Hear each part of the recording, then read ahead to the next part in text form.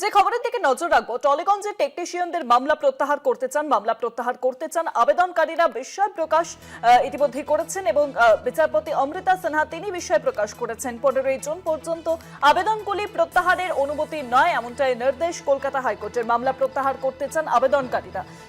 টলিগঞ্জের টেকনিশিয়ানরা তারা যেই আবেদন করেছিলেন সেই আবেদন প্রত্যাহার করতে চান এবং তাতে বিস্ময় প্রকাশ করেছেন বিচারপতি অমৃতা সিনহা।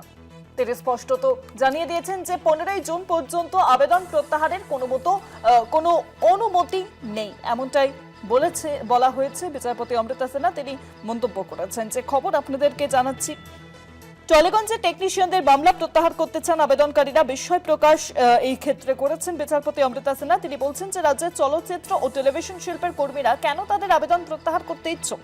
আদালত 15 জুন 2026 পর্যন্ত আবেদনগুলি প্রত্যাহারের অনুমতি কোনোভাবেই দিচ্ছে না।